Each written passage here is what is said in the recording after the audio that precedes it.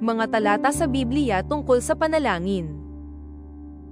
Unang Tesalonika Kabanata 5, talata 16 hanggang 18. Magalak kayong lagi, manalangin ng walang tigil, at magpasalamat sa lahat ng pagkakataon, sapagkat ito ang kalooban ng Diyos para sa inyo kay Kristo Jesus.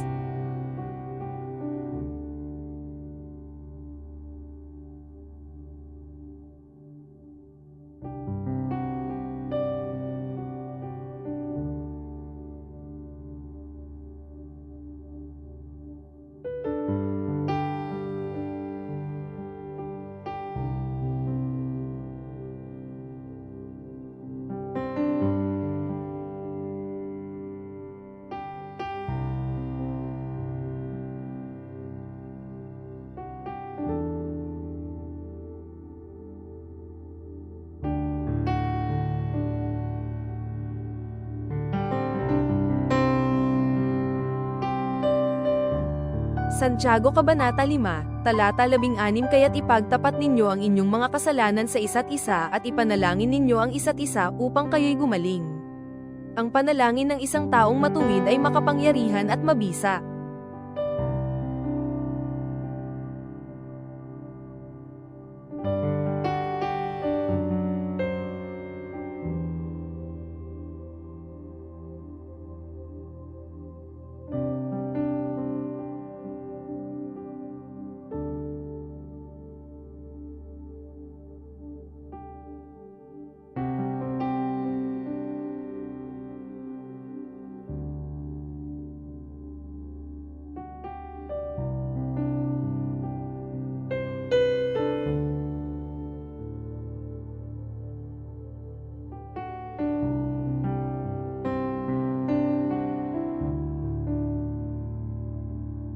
Mga awit Kabanata 100, talata 4 Pumasok kayo sa kanyang mga pintuan ng may pasasalamat at sa kanyang mga looban ng may papuri, magpasalamat kayo sa kanya at purihin ang kanyang pangalan.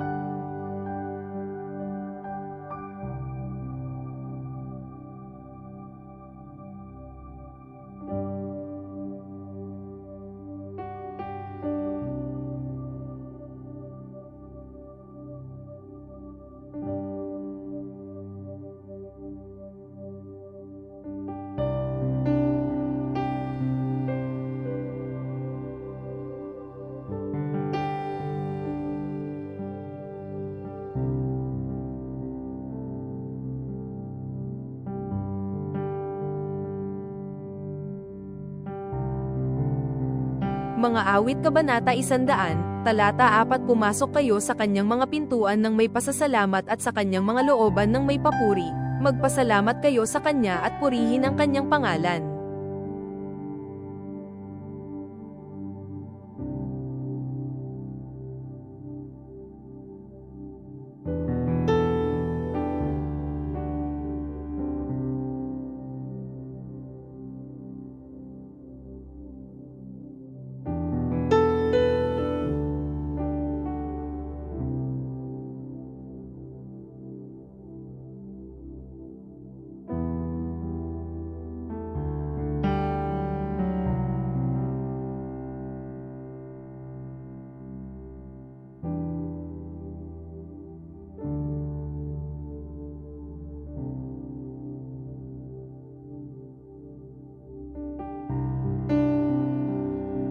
Unang Timoteo Kabanata 2, talata 1 Una sa lahat, hinihimok ko na ang mga pakiusap, panalangin, pamamagitan, at pasasalamat ay gawin para sa lahat ng tao.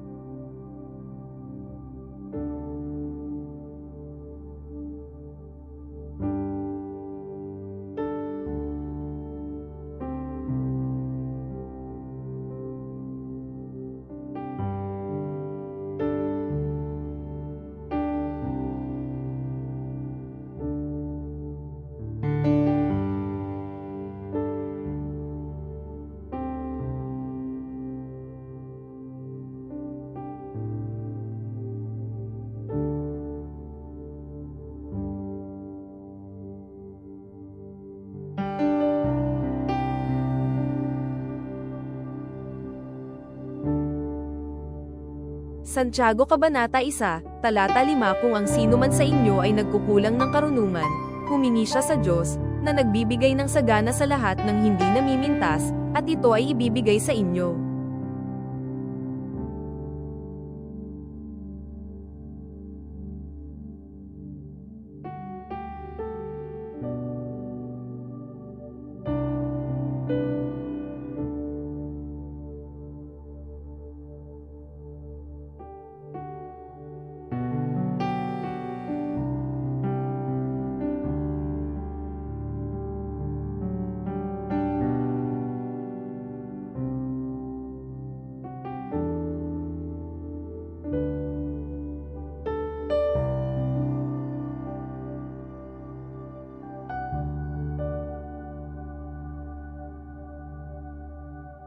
Ikalawang Kronika Kabanata 7, Talata 14. Kung ang aking bayan, na tinatawag sa aking pangalan, ay magpapakumbaba at manalangin at hanapin ang aking mukha at talikuran ang kanilang masasamang gawain, kung gayon ay diringgin ko mula sa langit at pagagalingin ko ang kanilang lupain.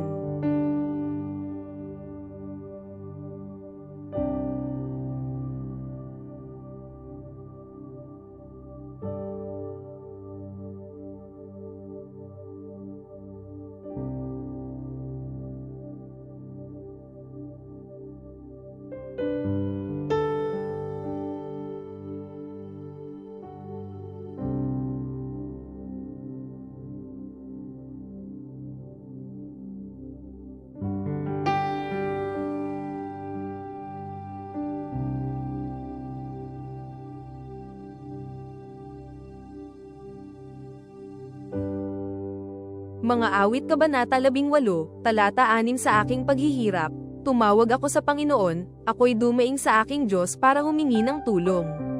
Mula sa kanyang templo, dininig niya ang aking tinig, ang aking daing ay dumating sa harap niya, sa kanyang mga tainga.